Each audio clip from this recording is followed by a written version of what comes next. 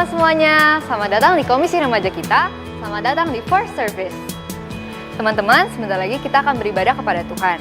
Untuk itu, mari kita mempersiapkan diri kita, memakai pakaian yang sopan, menyiapkan Alkitab kita, dan juga mematikan notifikasi HP kita, supaya kita bisa lebih fokus untuk beribadah kepada Tuhan. Selamat beribadah teman-teman, Tuhan Yesus memberkati. Selamat pagi teman-teman. Saya mengundang teman-teman sekalian untuk bergabung di dalam Force Fellowship yang dilaksanakan setiap hari Sabtu jam 2 siang. Fellowship ini teman-teman bertujuan untuk membangun hubungan kita lebih erat satu dengan yang lain. Dan terutama fellowship ini bertujuan untuk menolong kita memahami firman Tuhan. Dan menolong kita untuk membagikan pengalaman kita bersama dengan firman Allah di hari-hari kita yang sebelumnya. Untuk itu saya mengundang teman-teman sekalian untuk bergabung dalam fellowship ini. Karena fellowship ini sangat berguna untuk pertumbuhan imanmu. God bless you. Selamat hari Minggu.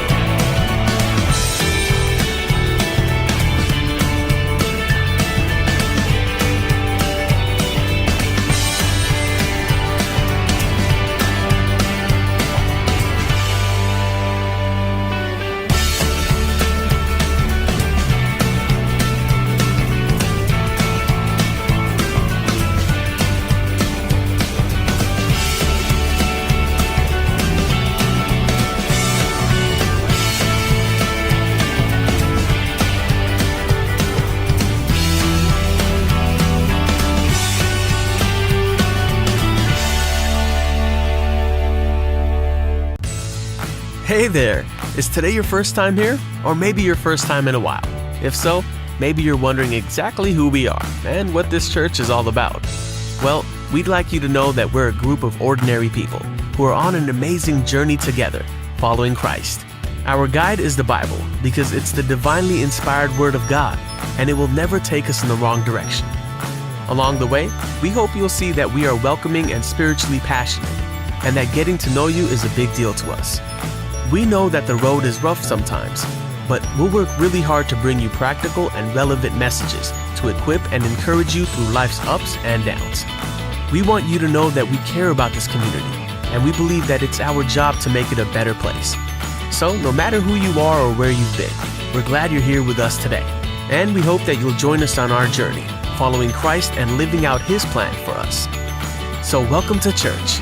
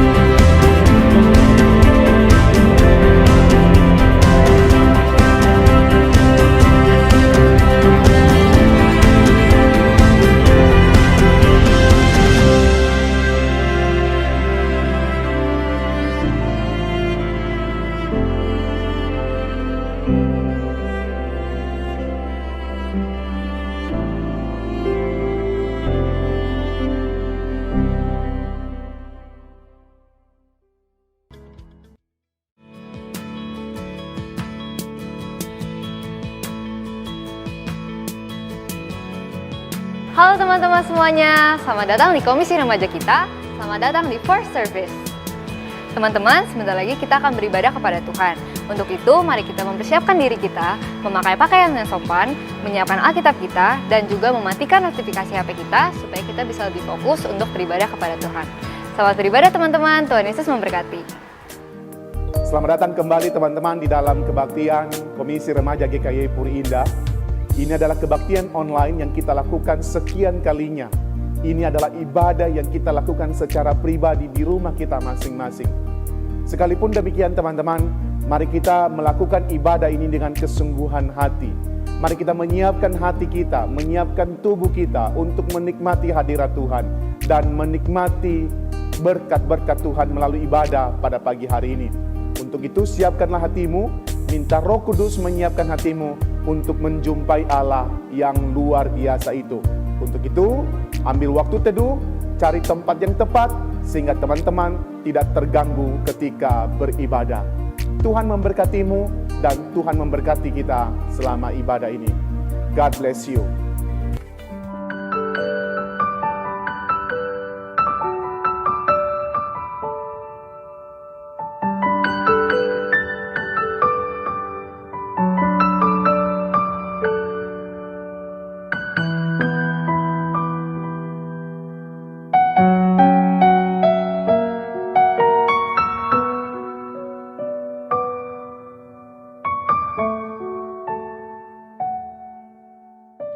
Teman-teman, kita bersyukur hari ini kita bisa kembali berkumpul ya, meskipun lagi-lagi kita belum bisa ketemuan secara fisik. Tapi kita bersyukur hari ini kita bisa kembali beribadah. Kenapa teman-teman kita bersyukur ketika kita beribadah?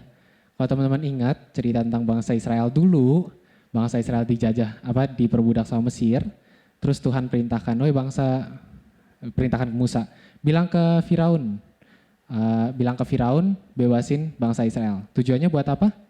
Nah, Tuhan bilang, tolong bilang ke Firaun bebaskan bangsa Israel supaya umatku pergi beribadah kepadaku. Nah, teman-teman, yang gue pengen bilang adalah saat itu enggak semua orang dapat kesempatan buat beribadah, cuman bangsa Israel doang. Nah, waktu dulu.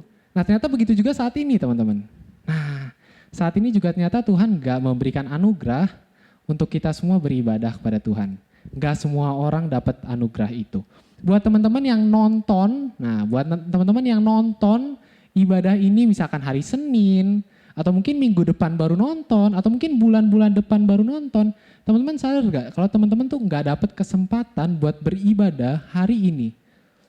Nah, sayangnya teman-teman yang hari ini nonton ibadah juga, hari ini mungkin jam 10:30 siang ya. Nah, nonton nih hari Minggu ini. Nah, teman-teman juga belum tentu Tuhan kasih anugerah buat ikut ibadah. Kalau teman-teman ikutnya sambil rebahan, nah jangan kira teman-teman ikut ibadah. Kalau misalkan teman-teman sambil rebahan, celana pendek. Nah, makanya teman-teman, buat kita yang sudah siap gitu ya, sudah siap berpakaian rapi, duduk, celana sopan, celana panjang, kaos sopan, kaos rapi, siap memuji Tuhan. Teman-teman, itu semata-mata karena anugerah Tuhan. Tuhan kasih kita kesempatan buat beribadah lagi. Nah, buat teman-teman yang sudah siap beribadah secara fisik, mari kita persiapkan hati kita fokuskan hati kita tenangkan hati kita untuk memulai ibadah kita. Mari kita bersaat teduh sejenak.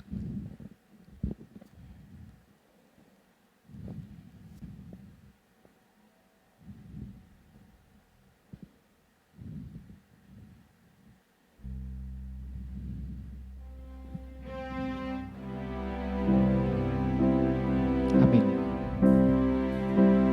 Teman-teman, Allah kita adalah Allah yang kudus. Dia satu-satunya yang layak kita puji.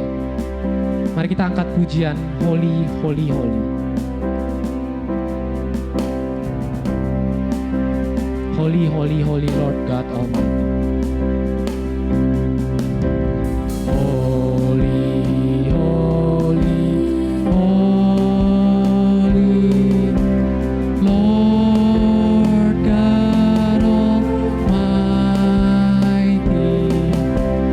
Early in the morning, our soul shall rise to thee. Holy, holy,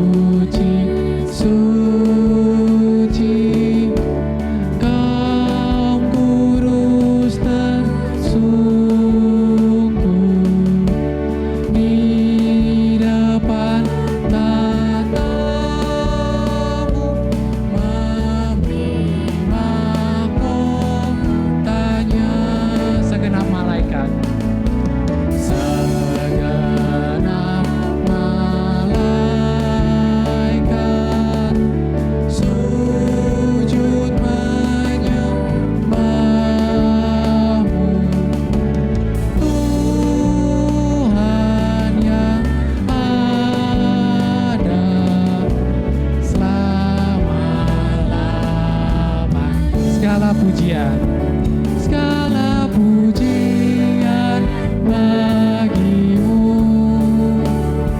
Segenap nafas muliakanmu, surga bumi kan berseru, kuduslah Tuhan namamu. Segala pujian bagimu, segala pujian bagimu. Segenap nafas muliakanmu, surga bumi kan berseru, kuduslah Tuhan namamu. Kita katakan holy, holy, holy. Holy, holy, holy, merciful and mighty, God in three persons, blessed Trinity. Teman-teman, mari kita satukan hati kita berdoa. Terpujilah nama Tuhan, Allah yang berdaulat, Allah yang suci, Allah yang kudus, yang berkuasa, Allah yang juga mengasihi kami. Kami bersyukur di sepanjang hidup kami, khususnya di sepanjang 1 minggu ini, Tuhan memberikan kami 1 hari di mana kami dapat beristirahat bersama Tuhan di dalam ibadah ini. Kami bersyukur Tuhan memberikan kami 1 kali lagi kesempatan buat kami dapat beribadah. Kami mohon Engkau berkenan pimpin ibadah kami, dan kiranya ibadah kami ini berkenan di hadapan Tuhan. Persiapkanlah hati kami untuk terus memuji Tuhan, juga untuk mendengarkan firman Tuhan, juga untuk berdoa kepada Tuhan. Terima kasih Bapa di surga, di dalam nama Tuhan kami Yesus Kristus kami berdoa. Amin. Teman-teman, hidup seminggu ini tampaknya tampaknya nggak terlalu mudah ya. Oke, kalau misalkan mudah pun buat teman-teman, mungkin buat teman-teman kita nggak terlalu mudah. Misalkan dengan keluarga orang-orang yang ada di kapal selam yang baru aja tenggelam kemarin-kemarin ini, gitu. Atau mungkin teman-teman yang mengalami anggota keluarganya baru saja meninggal karena COVID misalkan, atau karena penyakit lain. Misalkan saudara-saudara kita di India. Nah, teman-teman pernahkah bertanya, kalau misalkan kita jadi seperti mereka, adakah penghiburan yang masih kita bisa pegang? Nah, teman-teman, gue pengen bilang kalau Tuhan Yesus itu baik, gitu. Dan sekalipun teman-teman misalkan suatu saat atau mungkin saat ini teman-teman sedang mengalami hal itu, tetap Tuhan Yesus baik, karena Tuhan Yesus baik itu enggak tergantung sama kondisi teman-teman. Nah, kenapa Tuhan Yesus baik? Nah, karena Dia mati buat kita. Teman-teman, mari kita angkat pujian ini, kita angkat pujian Tuhan sungguh baik, Dia sungguh baik.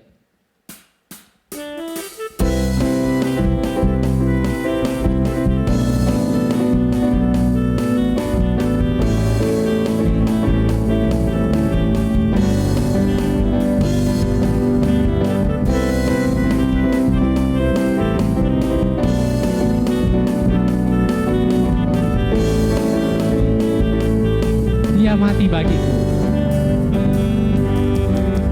Dia mati bagiku. Dia bangkit bagiku. Dia Tuhan Allah penyelamatku. Kuasa maut dikalahkan, hidupku dipulihkan. Dia Tuhan Allah kemenanganku. Dia sungguh baik, Dia sangat baik. Yesus, Dia baik bagiku. Dia sungguh baik, Dia sangat baik.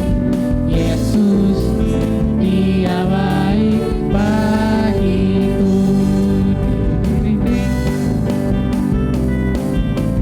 Kita katakan, Dia ada dalamku,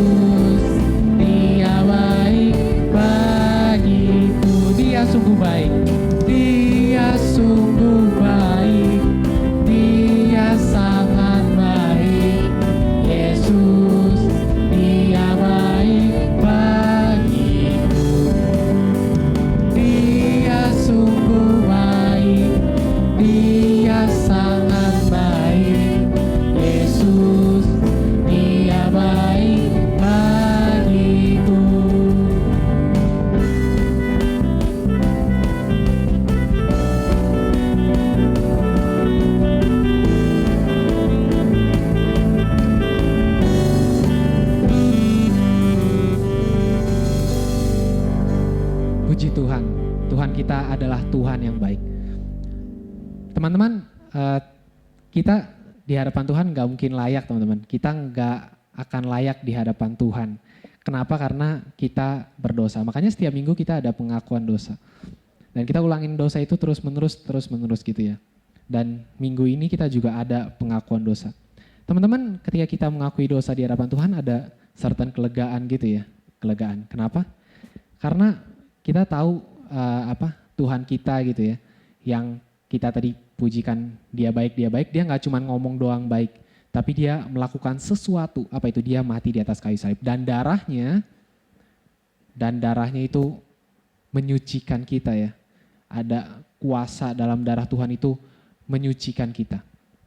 Teman-teman, kita akan mengakui dosa di hadapan Tuhan. Sebelum itu mari kita persiapkan hati kita angkat sebuah pujian oleh kuasa darah-Mu.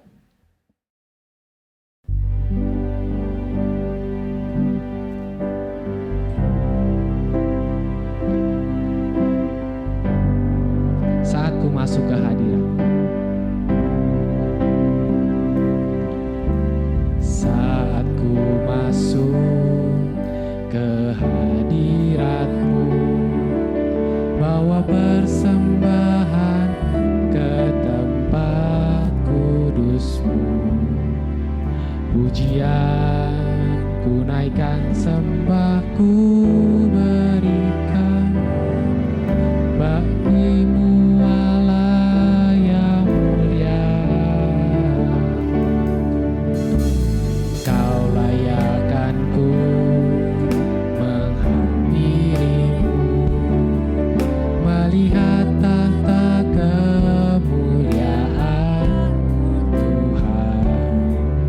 Pujian ku naikkan, sembah ku berikan bagimu Allah yang mulia. Oleh kuasa darah-Mu Kau telah tebus dosaku, kekudusan-Mu melingkupiku, kasih-Mu mengalir memulihkan hidupku. Sungguh besar anugerah-Mu, Kau selamatkan hidupku. Ku menjadi ciptaan yang baru oleh kuasa darah-Mu. Saat ku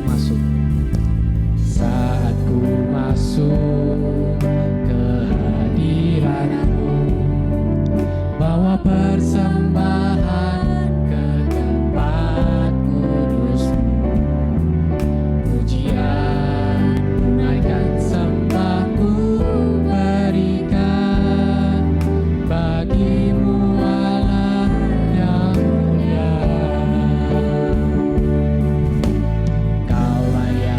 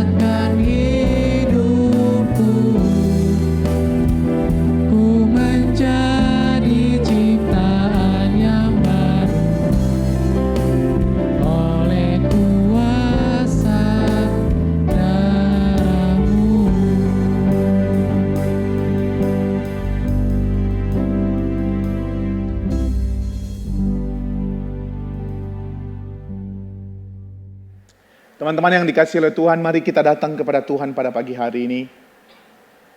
Kita mengakui kembali kesalahan kita di hadapan Tuhan.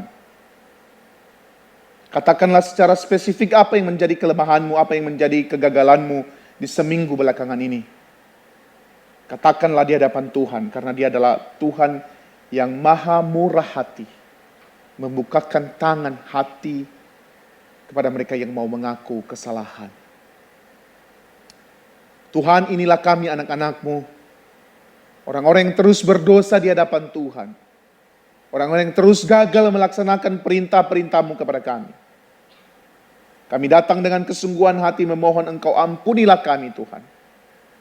Pulihkanlah kami dari kesalahan kami, dan berikanlah kekuatan kepada kami, agar kami terus mau hidup, berjalan di dalam kebenaran Allah, dan hidup sesuai dengan firman Tuhan.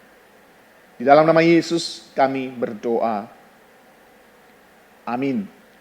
Bagi setiap kita yang sudah mengaku dosa dan kita memperoleh pengampunan daripada Tuhan, mari kita mengikrarkan pengakuan iman kita seturut dengan pengakuan iman rasuli yang berkata demikian.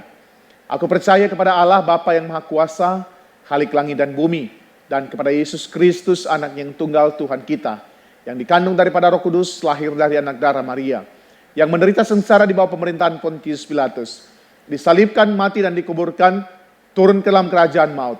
Pada hari yang ketiga bangkit pula dari antara orang mati, naik ke surga, duduk di sebelah kanan Allah Bapa yang Maha Kuasa. Dan dari sana Ia akan datang untuk menghakimi orang yang hidup dan yang mati. Aku percaya kepada Roh Kudus, gereja yang kudus dan am, persekutuan orang kudus, pengampunan dosa, kebangkitan tubuh, dan hidup yang kekal. Amin. Teman-teman, mari kita persiapkan hati kita untuk mendengarkan firman Tuhan. Biar lagu yang kita akan nyanyikan habis ini itu menjadi tekad kita untuk semakin hari semakin merindukan Tuhan, semakin mencintai Tuhan. Salah satu caranya adalah dengan mendengarkan firman Tuhan. Teman-teman, mari kita angkat pujian, satu hal yang kurindukan ya Tuhan, lebih dalam lagi.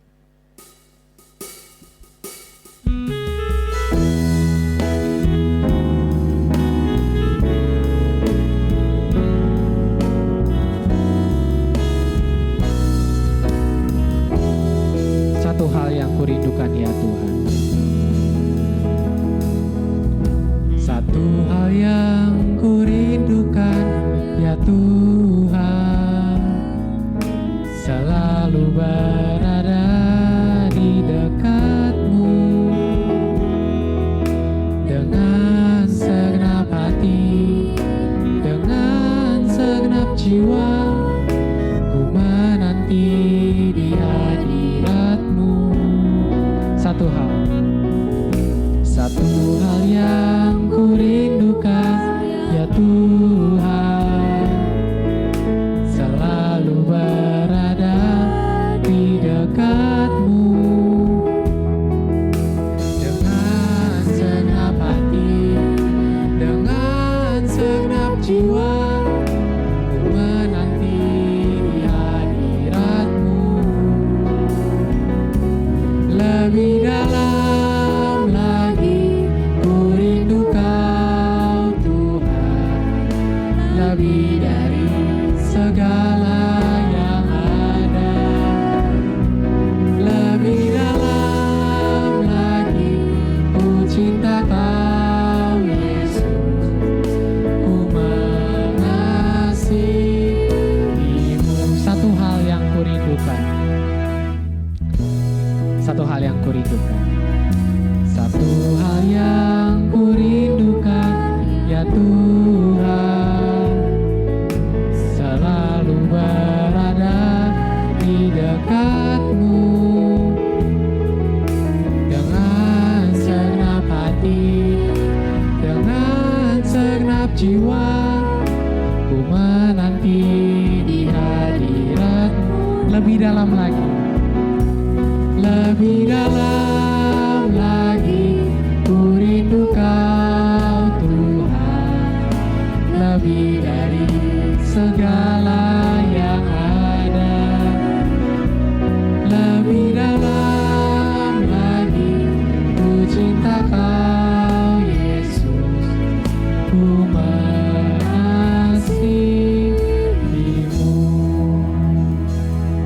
Saya silakan pada Komelki untuk memberitakan firman Tuhan.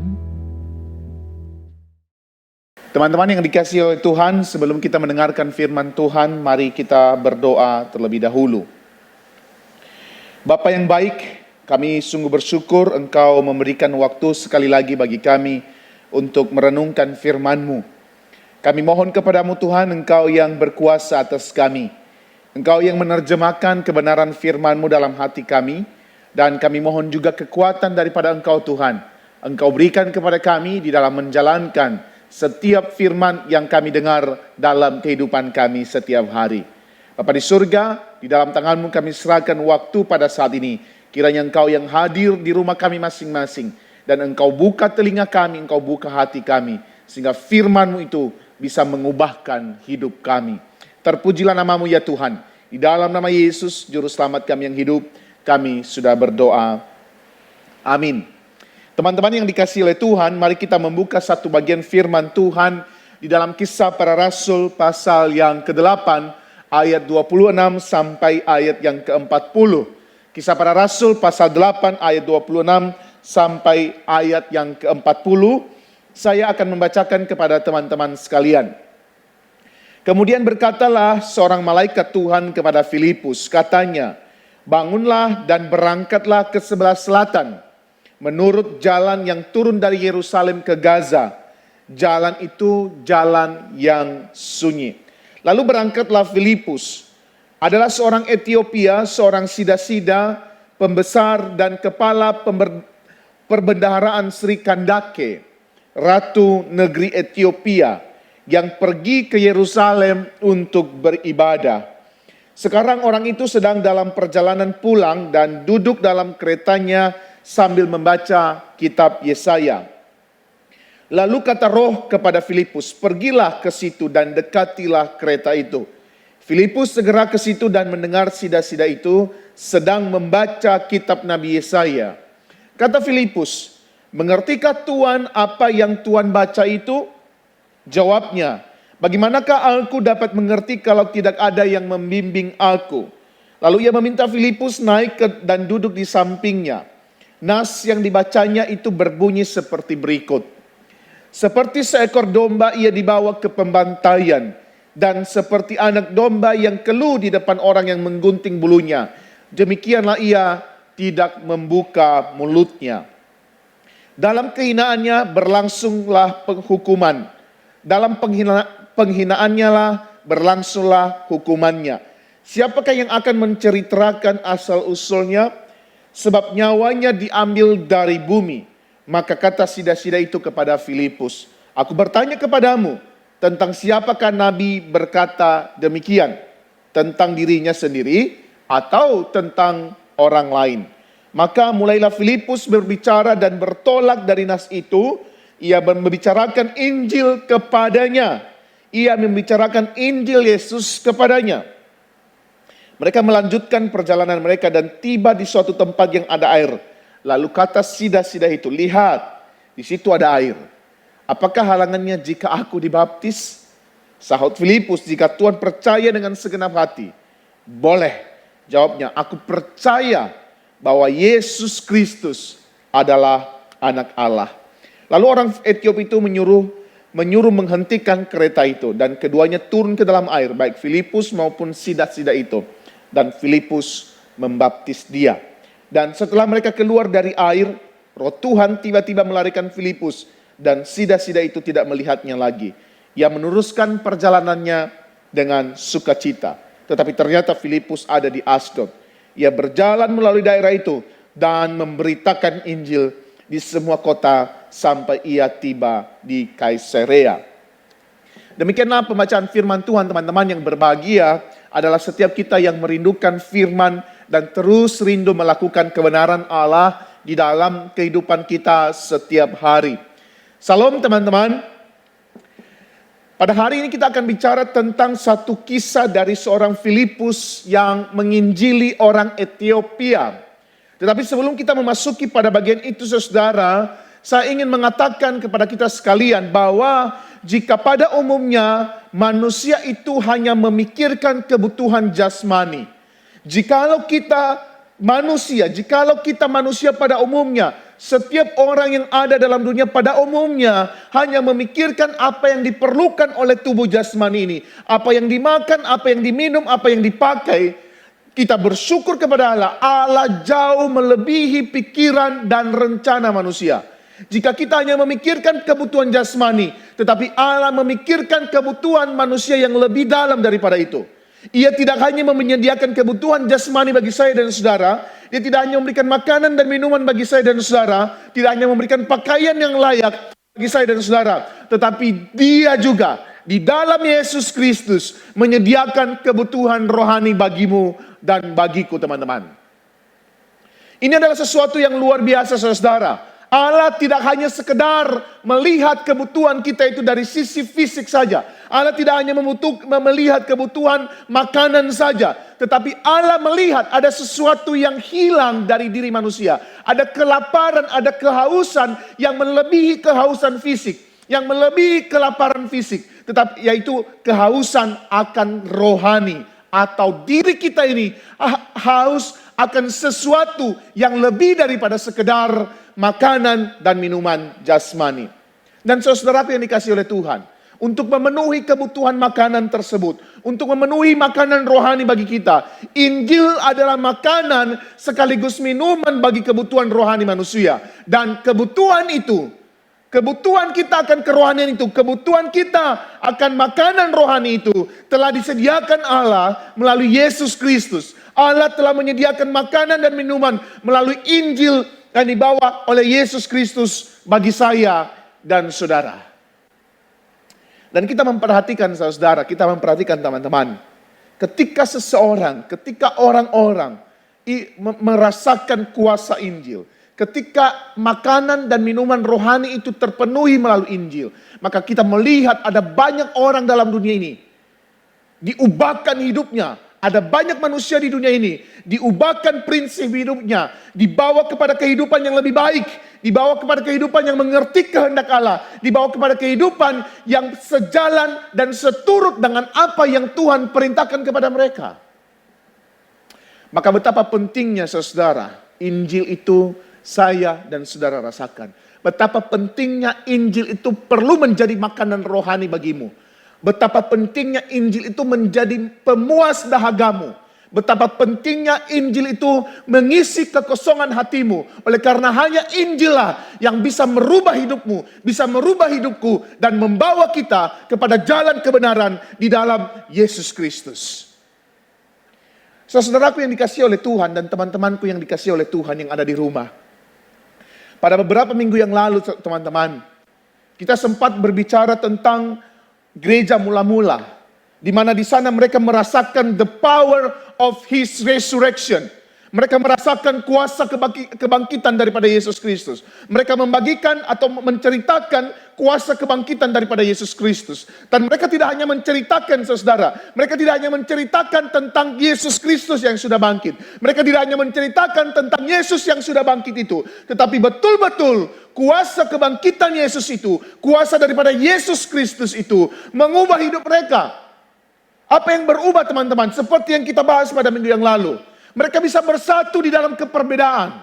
Bayangkan gereja mula-mula beragam orangnya, ada kaya, ada miskin, ada orang asing, ada orang Yahudi, ada non-Yahudi, ada orang Roma, ada orang Yunani. Semuanya berbeda, tetapi disatukan dalam satu komunitas dan mereka bisa bersatu di dalam keperbedaan yang begitu signifikan itu. Kenapa itu bisa terjadi, saudara? Oleh karena mereka mempraktekkan apa yang Yesus katakan. Mereka mempraktekkan pengenalan mereka akan Yesus Kristus. Yesus itu adalah pribadi yang menerima mereka, siapapun mereka. Siapapun yang berbeda dia terima. Dan itulah yang dipraktekkan oleh gereja mula-mula, saudara. Dan yang kedua, kita memperhatikan ketulusan hati. Kita memperhatikan, kita menyaksikan kebaikan hati daripada gereja mula-mula. Mereka bisa menunjukkan kebaikan hati di tengah-tengah kemiskinan. Yang kisahnya pada waktu itu, saudara, ada banyak orang miskin di tengah-tengah gereja mula-mula. Kenapa mereka miskin? Oleh karena tekanan daripada penjajahan Romawi. Oleh karena tekanan dari para imam yang menuntut mereka harus membayar berbagai macam hal. Bahkan kalau kamu tidak bekerja sekalipun, engkau harus bayar pajak. Dan itu menimbulkan kemiskinan. Dan di tengah-tengah kemiskinan itu, oleh karena kuasa daripada darah Yesus, kuasa kebangkitan Yesus itu ada di dalam diri orang-orang yang percaya kepada Tuhan. Dan mereka bisa menunjukkan kebaikan hati. Dengan menjual apa yang mereka punya. Lalu membagikan itu kepada orang-orang yang membutuhkan di dalam komunitas gereja mula-mula. Saudaraku yang dikasihi oleh Tuhan, beberapa minggu yang lalu itu kita bicara tentang orang-orang yang ada dalam gereja. Kita bicara tentang pengalaman orang-orang yang ada dalam komunitas gereja mula-mula. Tapi menariknya saudara, ketika Yesus datang dalam dunia ini dan dia naik ke surga.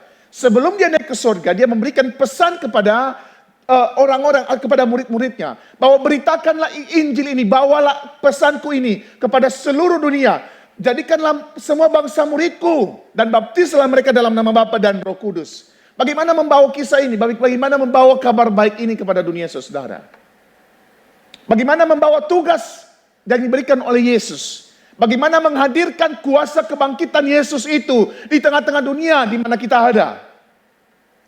Tentunya teman-teman masih ingat Yohanes 3 ayat yang ke-16. Karena begitu besar kasih Allah akan dunia ini. Kasih Allah itu tidak hanya ditujukan kepada komunitas gereja mula-mula. Kasih Allah itu tidak hanya diberikan kepada mereka yang sudah bersatu, yang kurang lebih mereka 5.000 orang. Kasih Allah itu bukan hanya ditujukan kepada para rasul yang sudah melihat Yesus. Tapi Yohanes 3 ayat 16 memberikan sebuah gambaran yang jelas kepada kita. Bahwa cinta kasih Allah yang besar itu ditujukan kepada dunia. Ditujukan kepada setiap orang yang ada dalam dunia ini. Nah pertanyaannya, bagaimana membawa kabar baik itu ke dalam dunia ini? Bagaimana membawa pesan-pesan itu? Bagaimana membawa kabar baik bahwa Allah ini mengasihi dunia? Allah ini mengasihi setiap orang yang ada dalam dunia ini. Bagaimana membawa kisah ini, membawa makna ini kepada dunia di mana kita ada. Bahwa Allah mengasihi mereka. Orang-orang yang ada di luar sana mengasihi mereka. Artinya saudara, kasih Allah tidak hanya ditujukan kepada orang-orang yang ada dalam gereja ini. Tidak hanya ditujukan kepada orang-orang yang sudah percaya yang ada di gereja-gereja. Tapi kasih Allah itu juga perlu disampaikan kepada dunia. Oleh karena apa? Karena begitu besar kasih Allah akan dunia ini. Saudara yang dikasihi oleh Tuhan. Ketika Allah memberikan pesan kepada para muridnya. Jadikanlah semua bangsa muridku. Dan ada sebuah titik tolak di mana dia mengasihi dunia ini. Maka sebenarnya maknanya saudara. Allah itu Allah yang mengasihi dunia ini. Allah yang begitu besarnya kasihnya kepada dunia ini. Menginginkan setiap orang yang sudah merasakan kasihnya. Menginginkan setiap orang yang sudah percaya kepadanya. Membawa pesan kasih ini kepada dunia. Membawa berita baik ini kepada dunia. Menceritakan bahwa Allah mengasihi mereka. Itu keinginan Allah. Itu kerinduan Allah dalam hidupmu dan hidupku teman-teman. Dia menginginkan saya dan saudara menjadi perpanjangan tangannya untuk membawa kabar baik kepada dunia ini. Karena dia mengasihi dunia ini. Dia mencintai dunia ini. Dia punya yang besar, dia punya kasih yang besar untuk dunia ini. Dan kalau kita membaca kisah yang barusan kita baca saudara, maka di situ kita menemukan sebenarnya tentang orang-orang yang sudah merasakan cinta Allah menjadi perpanjangan tangan Allah. Siapa dia saudara? Dalam kisah itu diceritakan kepada kita tentang seorang yang bernama Filipus. Apa yang kita pelajari dari seorang Filipus teman-teman? Apa yang menjadi poin penting bagi kita ketika kita melihat ada Filipus? Lalu apa pelajaran bagi kita? Apa yang kita tiru dari dia sebagai cara kita, sebagai prinsip kita di dalam membawa cinta kasih Allah, menceritakan kisah Allah, kasih Allah kepada dunia ini. Mari kita memperhatikan konteks daripada Filipus teman-teman.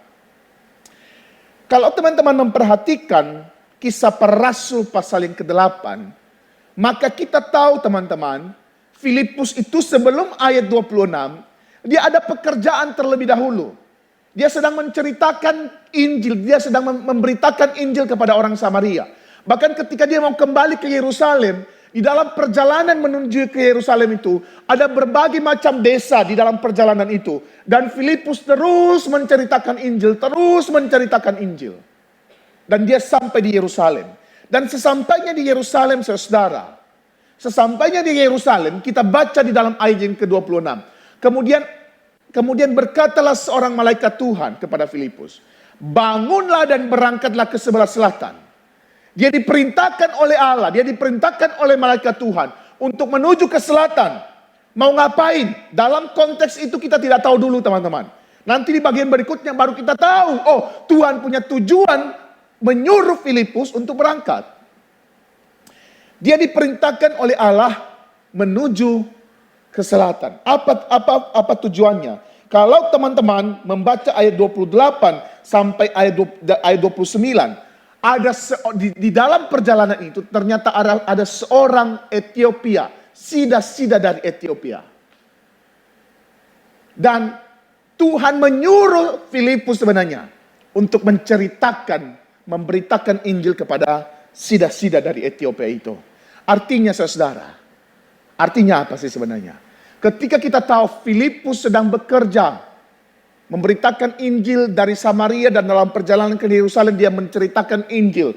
Kemudian Allah menyuruh dia kembali untuk menuju ke selatan, untuk bertemu dengan sida dari Ethiopia.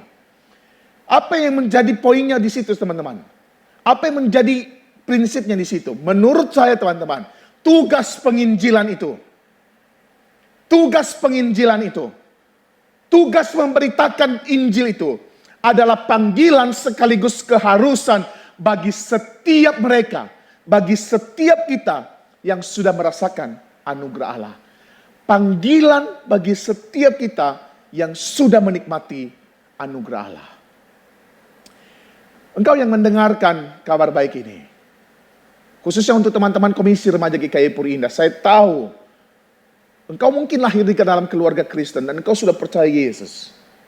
Jika engkau sudah percaya Yesus sungguh-sungguh, engkau sudah menikmati anugerah itu, Allah sudah membuka tangan bagimu. Ini panggilan buatmu. Ini panggilan buat saya. Dan ini sebuah keharusan yang kita tidak bisa katakan, aku mengatakan tidak pada panggilan ini. Di dalam kehidupan Filipus, teman-teman, ketika Allah menyuruh dia, coba perhatikan saudara ya, dia dari Samaria menuju Yerusalem, sampai di Yerusalem, dia disuruh lagi ke selatan. Filipus tidak ada kata tidak ketika Allah menyuruh dia. Tidak ada kata, Tuhan aku capek. Tuhan kan tahu, saya kan baru dari Samaria nih Tuhan. Tidak ada lagi semacam penawaran kepada Tuhan. Dia tidak tawar-menawar lagi kepada Tuhan karena dia tahu dia sudah menikmati berkat Tuhan, saudara. Maka tidak ada kata tidak ketika Tuhan memberikan perintah. Ketika Tuhan memberikan perintah, Filipus bangunlah dan berangkatlah pada saat yang sama. Ayat 27. Berangkatlah Filipus, teman-teman. Luar biasa bukan? Ketika Kristus sudah hidup di dalamnya, ketika kuasa kebangkitan Kristus itu ada di dalam dirinya, begitu besar gairahnya untuk membawa kabar baik itu kepada setiap orang yang ada di lingkungannya atau di sekitarnya. Dan ketika Tuhan memberikan perintah, dia segera melakukan tugas itu, saudara. Dan ini sebenarnya yang menjadi penggerak utama daripada Filipus, teman-teman. Khususnya di dalam ayat 19, jadikanlah semua bangsa muridku. Filipus itu betul-betul memahami bahwa apa yang Yesus inginkan, apa yang Yesus mau adalah membuat orang-orang, membuat bangsa-bangsa menjadi muridnya. Apa artinya menjadi murid, saudara? Menjadi murid adalah menjadi orang yang mengikuti Yesus. Dan itulah tugas daripada Filipus. Dia berani membayar harga. Dia adalah pengikut Kristus, dia adalah murid Yesus. Dan sebagai murid Yesus, dia membayar harga sekalipun gua capek. Sekalipun saya baru selesai dari ladang misi. Sekalipun saya harus berjuang terus berjalan. Sebagai seorang murid Yesus, oleh karena Yesus menyuruh saya dan saya pengikut dia, maka saya harus melakukan. Pergi ke selatan. Pergi ke selatan untuk apa? Bertemu dengan seorang Ethiopia. Nah, saudara, ini menjadi tugasku dan tugasmu, saudara. Ini yang menjadi tugas kita. Menceritakan.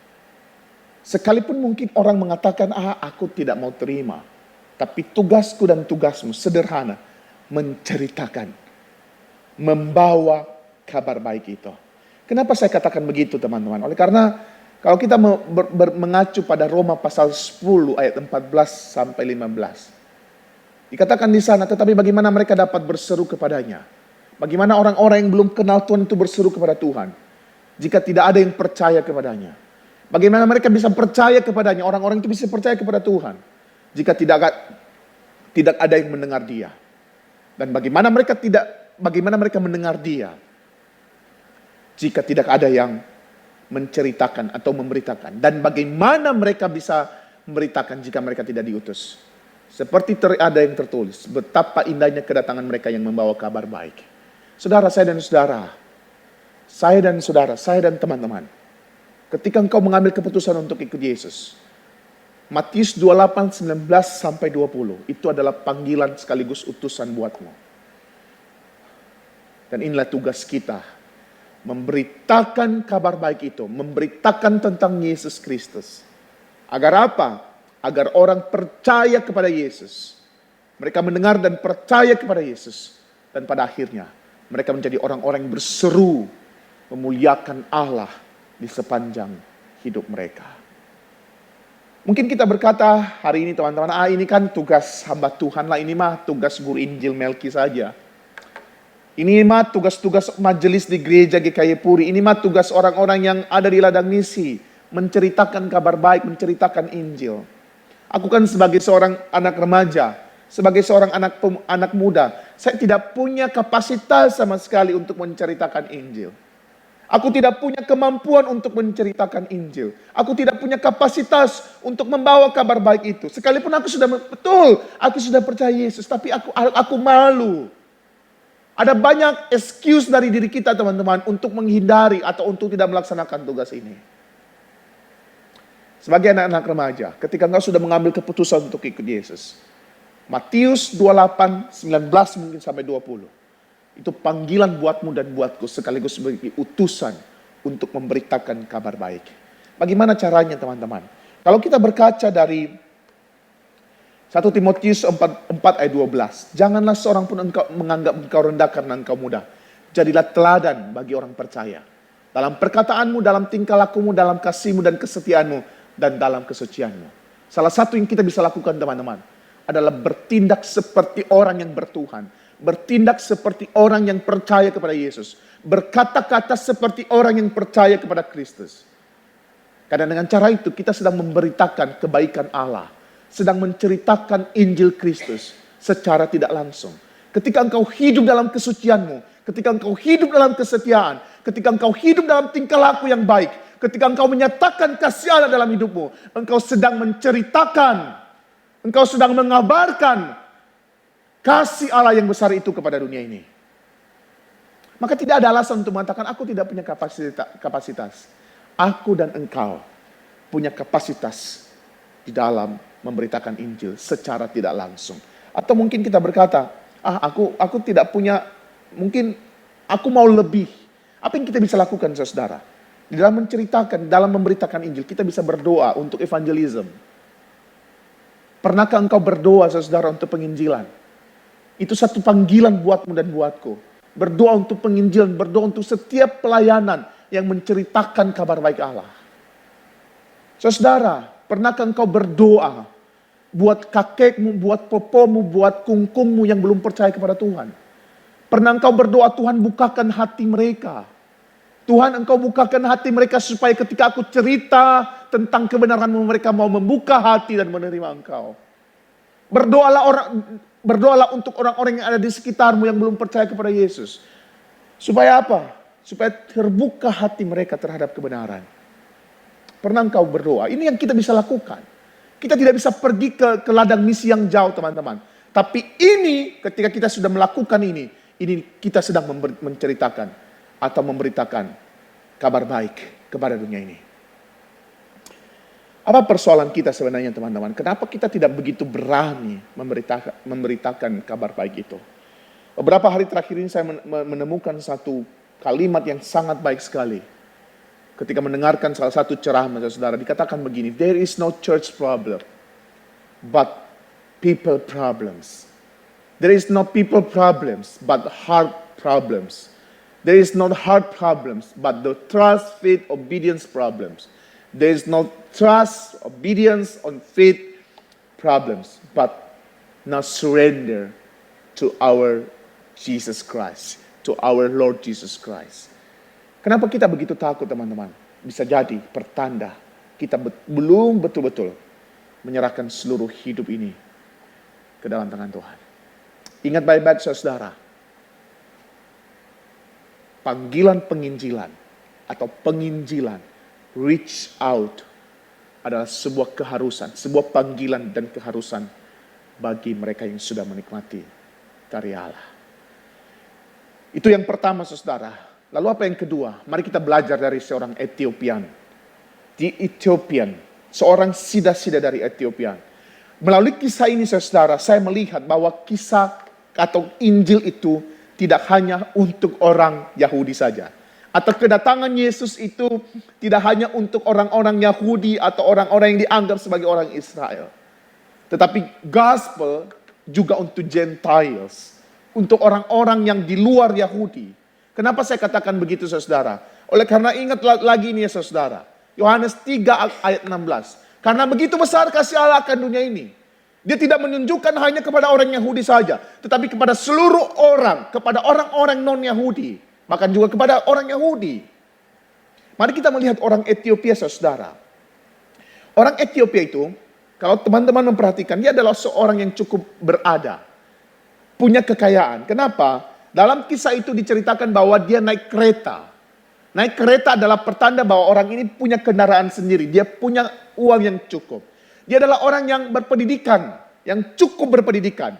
Dia bisa membaca buku dalam bahasa yang lain. Dia membaca, dalam konteks ini dia membaca kitab Yesaya. Dan dia juga orang yang belajar. Mau belajar. Ada kerinduan untuk belajar sehingga di dalam perjalanan pun dia membaca saudara. Dia adalah orang yang rendah hati.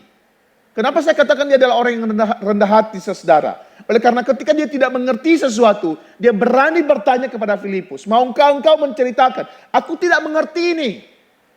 Aku butuh penjelasanmu.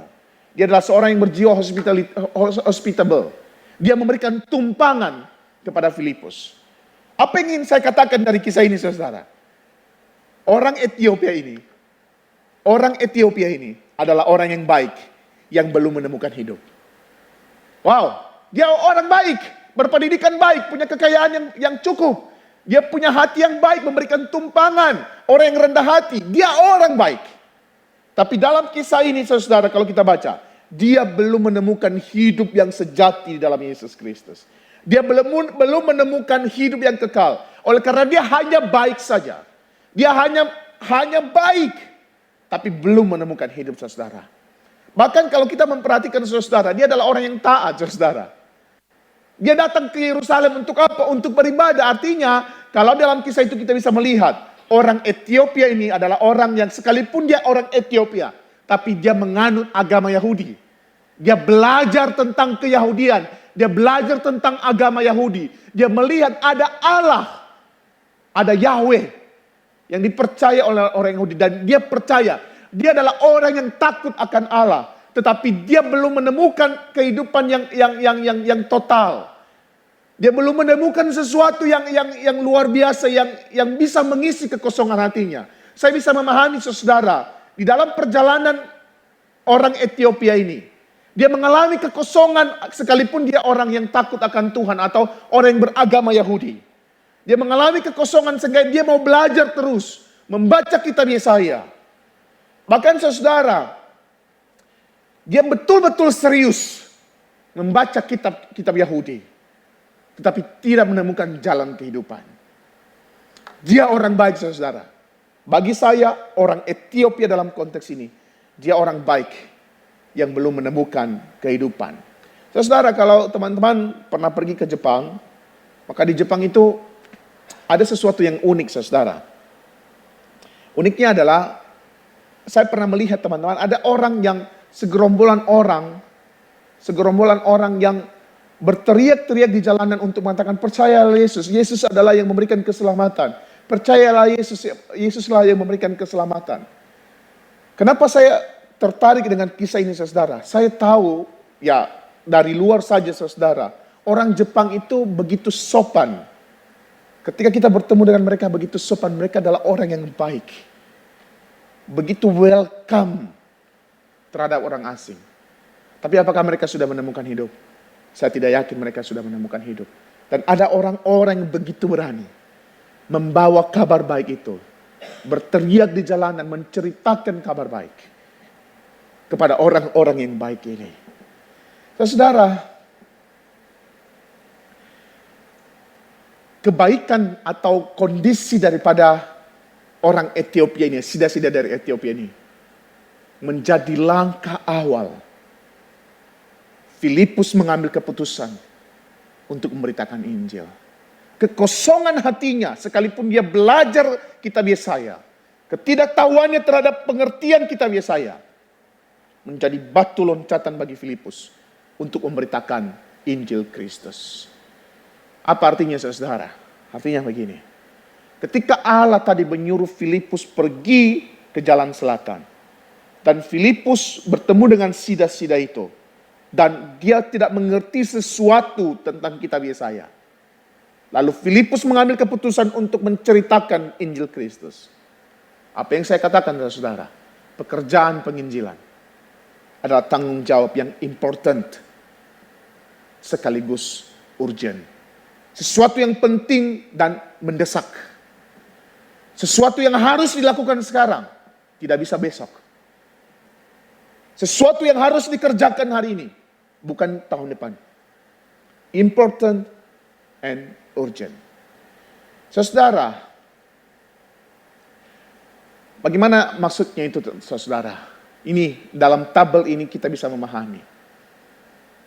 Bagaimana gospel itu menjadi sesuatu yang important dan urgent. Dia masuk di dalam kolom yang pertama. Maka mesti dilakukan hari ini. Saat ini. Saat ini juga.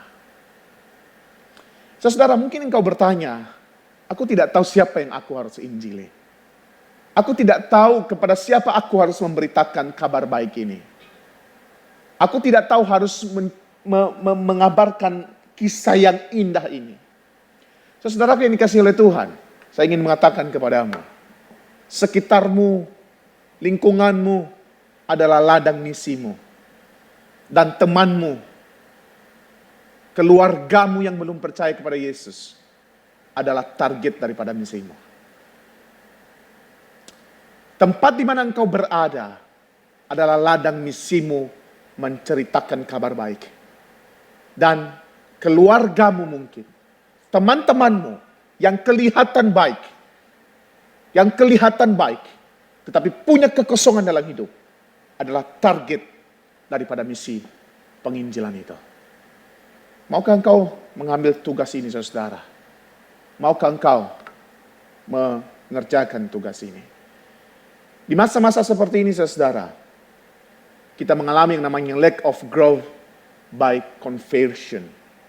Gereja-gereja itu mengalami pertumbuhan atau tidak mengalami pertumbuhan karena perpindahan orang dari yang belum percaya menjadi percaya.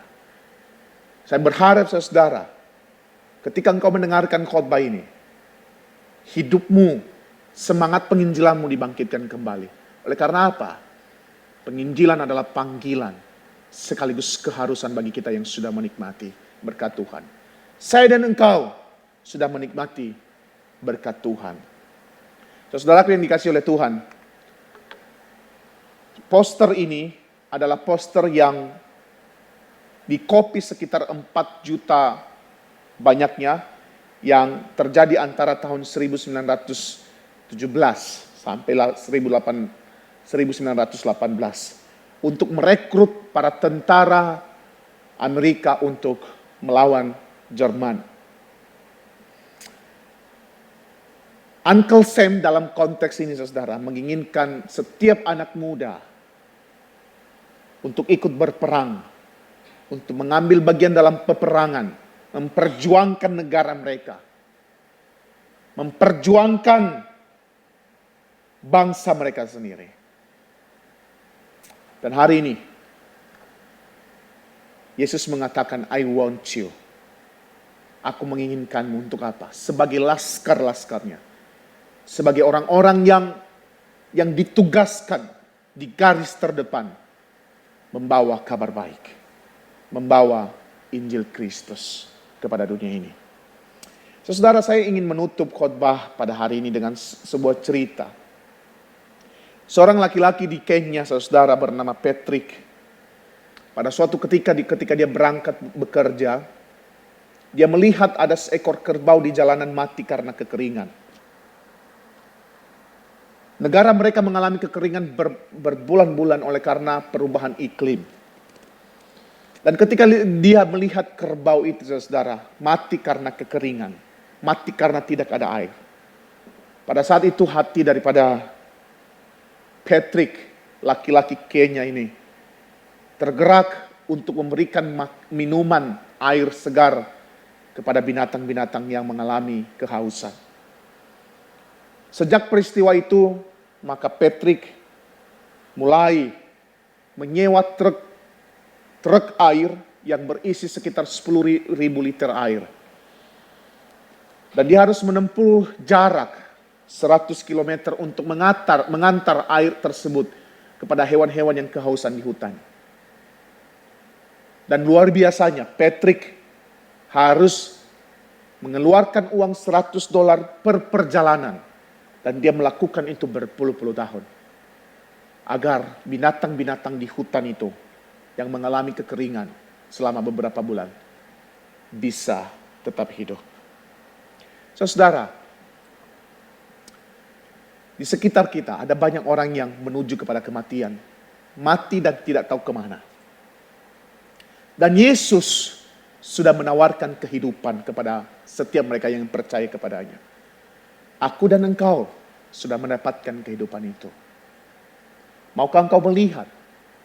Maukah engkau menaruh hati kepada mereka yang menuju kepada kematian itu? Siapapun dia, temanmu, keluargamu, siapapun. Maukah engkau menaruh hati mereka dengan memberitakan kebenaran Allah kepada mereka agar mereka bisa memperoleh kehidupan. Kiranya Tuhan yang menolong kita semua. Amin. Mari kita berdoa. Tuhan, berikanlah kekuatan kepada kami di dalam membawa kabar baik ini kepada dunia kami. Berikanlah kekuatan mental kepada kami. Berikanlah kepada kami kefasihan. Berikanlah kepada kami kaki yang kuat, tangan yang mau menjangkau mereka. Sehingga kabar baik ini terus dibawa kepada dunia. Terima kasih Bapa di surga, ini doa kami di dalam nama Yesus kami berdoa. Amin.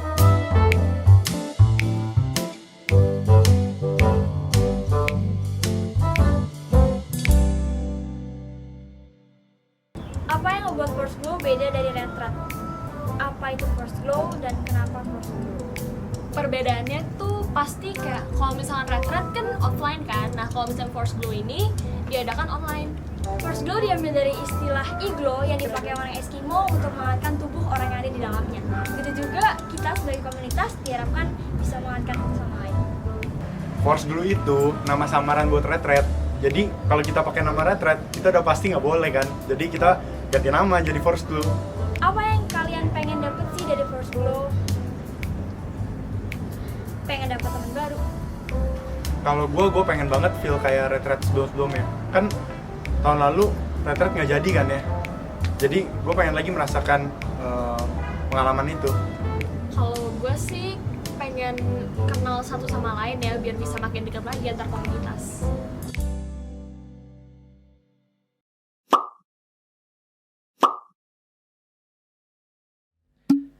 Teman-teman, mari kita memberikan persembahan, tapi bila jangan cuma uang doang yang kita kasih ke Tuhan, tapi juga seluruh diri kita berikan kepada Tuhan untuk kita mengasihi orang-orang di luar sana, terlebih orang yang belum kenal Tuhan. Mari teman-teman kita angkat pujian. mereka perlukan sembari kita memberikan persembahan.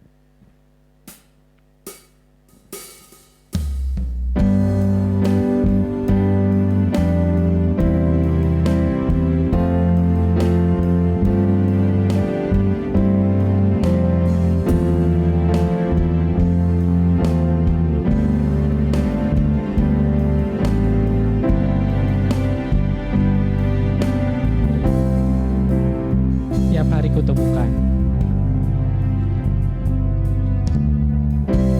Tiap hari kutemukan mereka yang tak hilang, hidup yang tak menentu, arah tujuan dalam tawa mereka, dalam tawa mereka tersimpan duka, namun Tuhan mendengar tangis mereka. Mereka perlukan. Mereka perlukan. Mereka perlukan kasih Yesus yang benar sebagai jawaban.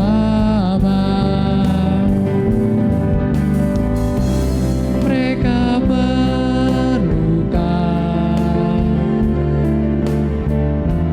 Mereka perlukan. Tidakkah kau sadari? Tidakkah kau sadar Dia kasih yang sejati? Dia kasih yang sejati. Mereka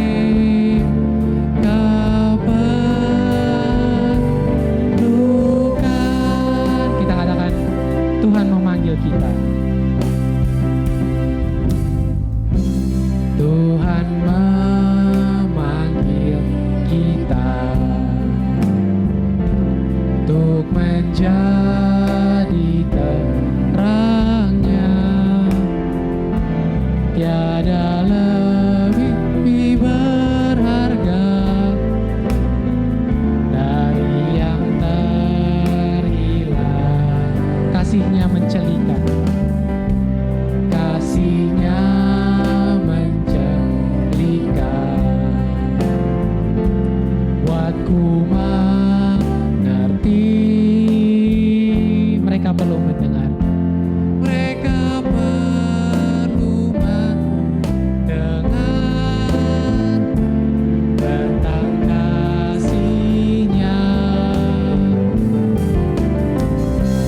Mereka perlukan. Mereka perlukan kasih Yesus yang besar sebagai jawaban. Mereka perlukan. Mereka perlukan.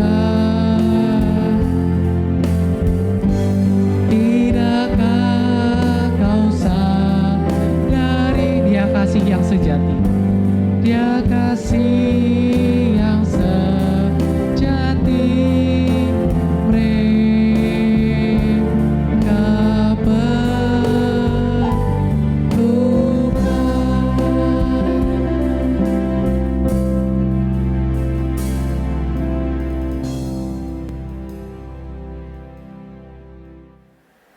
Mari kita berdoa teman-teman setelah kita memberikan persembahan dan kita sekaligus menutup kebaktian kita pada pagi hari ini. Tuhan, kiranya Engkau menerima persembahan kami dan terutama kami mempersembahkan seluruh hidup kami, seluruh jiwa raga kami menjadi alat Tuhan menjadi perpanjangan tangan Allah membawa kabar baik kepada dunia ini. Sebentar kami akan menyelesaikan kebaktian kami ya Tuhan. Dan kiranya kasih daripada Allah Bapa, anugerah daripada Yesus Kristus, pertolongan daripada Roh Kudus senantiasa bersama dengan kita dari hari ini sampai Maranatha Tuhan Yesus datang kedua kali. Amin. Ibadah kita selesai teman-teman. Saat teduh, Tuhan Yesus memberkati.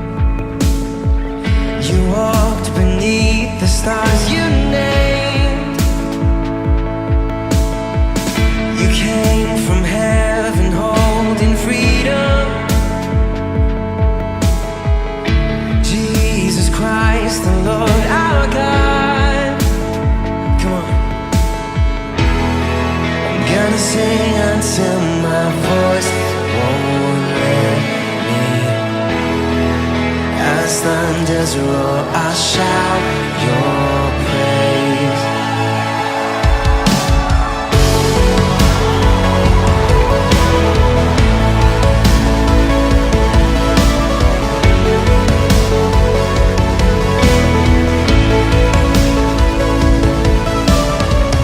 You are the life and wrote yourself in. You dwelt in time that you designed.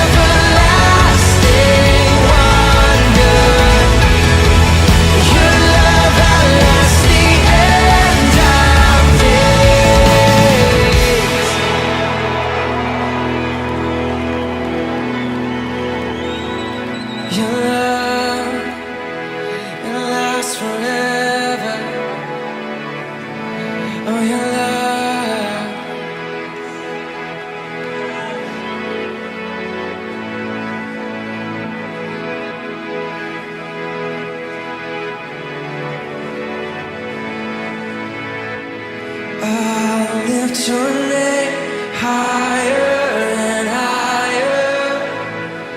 I sing your praise louder and louder. Your love goes deeper and deeper. You reign forever. You lift it up. I lift your name